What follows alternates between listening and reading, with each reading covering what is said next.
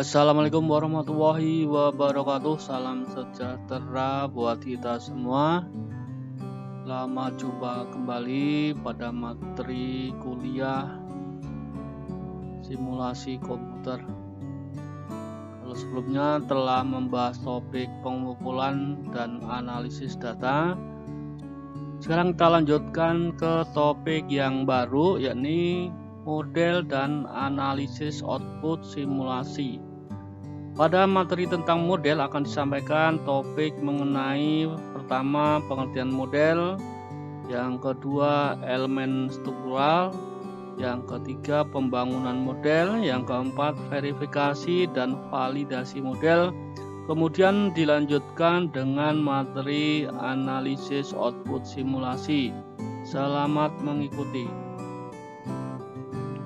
Model adalah representasi sederhana dari kejadian sebenarnya, sehingga model tidak menggambarkan secara mendetail dari kejadian tersebut. Sedangkan pengertian model simulasi adalah representasi komputer tentang bagaimana perilaku dan interaksi dari elemen-elemen yang terkandung dalam suatu sistem tertentu. Representasi internal dari sebuah sistem mungkin tidak sama persis dengan objek atau sistem yang disimulasikan. Namun, informasi yang dihasilkan oleh model simulasi tersebut tetap menggambarkan informasi yang dihasilkan oleh kejadian yang sebenarnya. Dengan kata lain, informasi antara model dengan kejadian yang sebenarnya harus identik. Salah satu aplikasi yang dapat digunakan untuk membuat model simulasi adalah ProModel. Kebanyakan model, terutama model yang dibangun oleh pemula, cenderung mengalami kesalahan. Kesalahan tersebut dapat berupa model yang terlalu rinci maupun model yang terlalu umum. Kebanyakan kesalahan tersebut cenderung kepada bagaimana cara yang tepat untuk membuat sistem beroperasi. Kesalahan selanjutnya adalah sulitnya untuk membuat model yang sangat rinci, tetapi sulit juga untuk menjalankan dan memelihara model tersebut. Kemudian elemen struktural, ya. Sebagian besar objek model mewakili elemen struktural dari sebuah sistem seperti mesin, orang, item yang bekerja, dan lokasi kerja. Untuk lebih jelasnya, berikut ini akan dijelaskan pengklasifikasian objek sederhana yang digunakan oleh ProModel. Yang pertama adalah entitas. Ini merupakan item yang diproses dalam sistem. Kemudian yang kedua, lokasi. Ini merupakan tempat di mana entitas akan diproses. Kemudian ketiga, sumber daya. Ini merupakan perwakilan yang digunakan dalam pengolahan atau pemrosesan entitas. Yang terakhir, yaitu 4, yaitu jalur. Merupakan alur pergerakan untuk entitas dan sumber daya pada sistem. Untuk lebih jelasnya, kita bahas satu persatu dari keempat objek tersebut. Yang pertama adalah entitas. Ini merupakan objek yang akan diproses dalam model simulasi yang mewakili input dan output dari sistem. Entitas dalam sebuah sistem memiliki karakteristik yang khusus seperti kecepatan atau speed, ukuran, kondisi, dan sebagainya. Entitas memiliki satu atau lebih routing yang berbeda dalam sistem. Routing ini merupakan urutan kejadian yang dialami oleh entitas. Routing juga dibuat berdasarkan kejadian atau kondisi objek yang sebenarnya. Pada routing terdapat lokasi tujuan yang akan dituju oleh entitas. Selanjutnya, lokasi. Lokasi merupakan tempat atau area yang ada di dalam sebuah sistem yang akan dituju oleh entitas untuk diproses. Contoh lokasi adalah ruang perawatan, workstation, check-in point, antrian, kedatangan, ataupun tempat penyimpanan.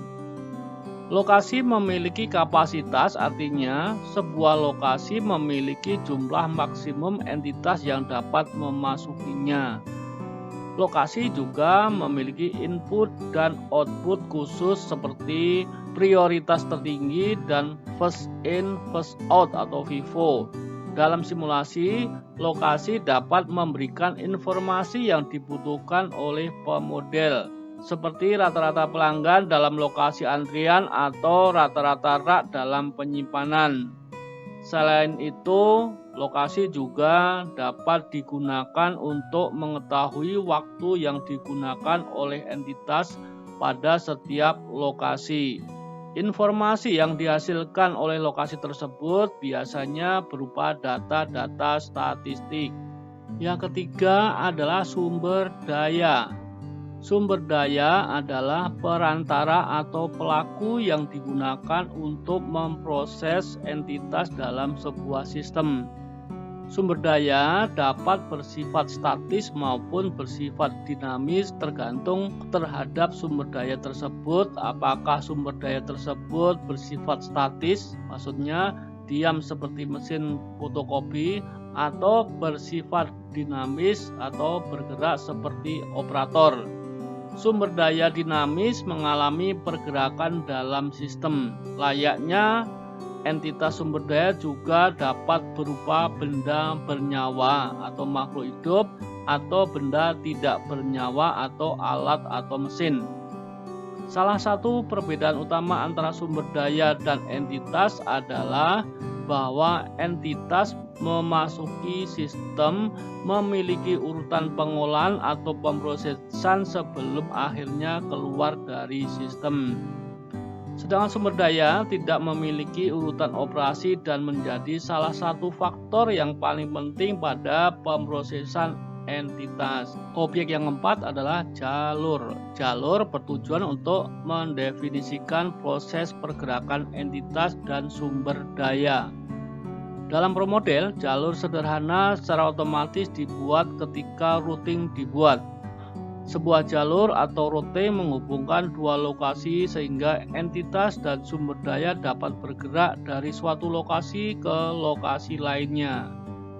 Rekan-rekan semuanya, kita lanjutkan dengan topik pembangunan model ya. Pembangunan model merupakan proses pembuatan desain simulasi berdasarkan objek yang akan disimulasikan. Pembangunan model simulasi dapat dilakukan menggunakan beberapa bantuan perangkat lunak, diantaranya adalah Arena dan ProModel. Setiap perangkat lunak memiliki kekurangan dan kelebihan sendiri. Selain itu, langkah-langkah pembuatan modelnya juga berbeda tergantung perangkat lunak yang digunakan. Berikut ini akan dijelaskan proses pembangunan model simulasi menggunakan perangkat lunak ProModel. Yang pertama adalah membuat lokasi.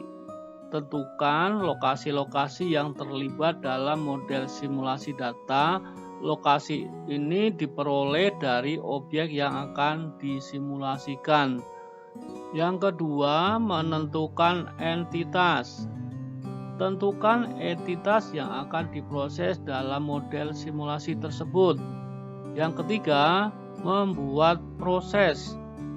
Tentukan proses-proses yang dialami oleh entitas sesuai dengan urutan proses yang dialami oleh entitas selama berada di dalam sistem. Kemudian yang keempat, menentukan arrival. Tentukan kedatangan entitas. Pada arrival ini perlu untuk diperhatikan adalah jumlah kedatangan dan frekuensi kedatangan entitas. 5. Menjalankan model. Menjalankan model bertujuan untuk menguji model apakah model dapat berjalan atau tidak. Apabila mengalami kesalahan, periksa dan perbaiki kesalahan tersebut. Yang keenam adalah menganalisis output model. Analisis model dilakukan untuk memperoleh informasi-informasi yang dibutuhkan sesuai dengan tujuan penelitian. Kita lanjutkan dengan verifikasi dan validasi model. Membangun model simulasi tidak jauh berbeda dengan mengembangkan rencana arsitektural sebuah bangunan atau rumah. Seorang arsitek yang baik akan meninjau rencana dan spesifikasi dengan pemilik rumah untuk memastikan desain yang dibuat sesuai dengan yang diharapkan oleh klien. Arsitek juga akan memeriksa dimensi dan spesifikasi yang akan ditampilkan dengan hati-hati dan akurat. Setelah arsitek cukup puas bahwa informasi yang tepat telah ditampilkan secara akurat, maka pembangunan bangunan dapat segera dimulai. Sama halnya dengan apa yang dilakukan oleh arsitek tersebut, seorang pemodel atau pembuat model juga harus memeriksa kebenaran dan kevalidan model simulasi yang dibangun sebelum model tersebut digunakan atau diimplementasikan. Untuk mencapai tujuan tersebut, maka pemodel harus mengerti tentang cara untuk memvalidasi dan memverifikasi model tersebut. Harel, Ghost, dan Bowden 2004 di dalam bukunya Simulation Using Pro Model mengutip pernyataan Balki 1997 yang mengatakan bahwa ada lebih dari 77 teknik yang dapat digunakan untuk validasi dan verifikasi model. Verifikasi model. Apa itu verifikasi? Ya. Verifikasi adalah proses penentuan apakah model tersebut berjalan atau beroperasi sesuai dengan model yang dimodelkan. Apabila sebuah model telah terverifikasi, bukan berarti bahwa model tersebut valid, namun model tersebut hanya berjalan-jalan atau beroperasi dengan benar. Harel, Ghost, dan Bowden 2004 di dalam buku Simulation Using Pro Model mengutip pernyataan Bank dan kawan-kawan pada tahun 2001. Verifikasi berkaitan dengan pembangunan model yang benar. Hal ini digunakan untuk membandingkan model konseptual dengan representasi model yang telah diimplementasi dalam komputer.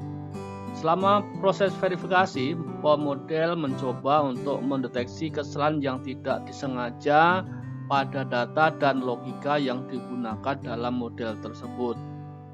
Pada intinya, verifikasi adalah proses untuk mendebak atau menelusuri dan memeriksa seluruh bagian dari model. Verifikasi model dapat dilakukan dengan beberapa cara. Cara yang umum yang dapat digunakan dalam melakukan verifikasi model adalah yang pertama, perhatikan dan periksa kode atau logika yang digunakan. Kemudian yang kedua, periksa output model, ya, harus wajar dan rasional, ya. Kemudian yang ketiga, perhatikan animasi model yang digunakan. Dan yang keempat, gunakan fasilitas debugging yang disediakan oleh perangkat lunak yang digunakan. Validasi model. Harel, Ghost, Bowden 2004 di dalam buku Simulation Using Pro Model mengutip pernyataan Hoover dan Perry 1990 mengatakan bahwa validasi adalah proses penentuan apakah model yang dibuat merupakan representasi dari objek yang dimodelkan. Dengan kata lain, validasi bertujuan untuk menguji apakah model yang dibuat tersebut akurat atau tidak. Perbedaan dari verifikasi dan validasi adalah verifikasi bertujuan untuk membangun model yang benar sesuai dengan objek yang dimodelkan, sedangkan validasi bertujuan untuk membangun model yang tepat. Untuk itu, dalam proses validasi ini pihak-pihak yang berkepentingan harus ikut terlibat. Karena proses validasi bisa sangat memakan waktu, maka validasi hanya dilakukan sebatas validasi fungsional. Dari sudut pandang fungsional, validasi model dipandang sebagai alat untuk menentukan bahwa output yang dihasilkan oleh model adalah akurat. Dengan demikian, apabila simulasi telah teruji valid, maka hasil dari simulasi tersebut dapat dipercaya dan dapat digunakan untuk membuat keputusan di dunia nyata. Sama halnya dengan verifikasi, validasi model juga memiliki cara dalam pengujiannya. Cara yang umum yang digunakan dalam validasi model adalah yang pertama melihat animasi model, yang kedua membandingkan model dengan sistem aktual, yang ketiga membandingkan model dengan model lain dalam konteks permasalahan yang sama. Kemudian yang keempat, melakukan pengujian untuk melihat apakah hasil simulasi ekstrim atau tidak. Kemudian yang kelima, menguji validitas dari model. Yang keenam, yaitu pengujian terhadap data historis. Yang ketujuh, melakukan analisis sensitivitas. Yang kedelapan, menjalankan model. Yang kesembilan, melakukan uji Turing. Selanjutnya, topik terakhir di pembahasan kali ini adalah tentang analisis output simulasi. Analisis terhadap output simulasi bertujuan untuk memperoleh informasi-informasi yang dibutuhkan sesuai dengan tujuan penelitian. Analisis output simulasi biasanya berupa data statistik. Contoh analisis yang biasanya dilakukan misalnya adalah rata-rata pelayanan gerbang tol, rata-rata waktu entitas dalam antrian, utilisasi gerbang tol per hari, utilisasi gerbang tol per jam atau per shift, jumlah entitas yang dilayani, dan sebagainya. Namun sebelum melakukan analisis tersebut, hal yang harus dilakukan adalah penentuan jumlah replikasi maksimum. Jumlah replikasi ini bertujuan untuk mendapatkan beberapa kali replikasi yang dibutuhkan agar output simulasi yang dibuat mendekati output pada kejadian aktual atau kejadian sebenarnya. Sampai di sini dulu materi tentang model dan analisis output simulasi. Sampai ketemu di materi berikutnya. Kurang lebihnya mohon maaf. Assalamualaikum warahmatullahi wabarakatuh.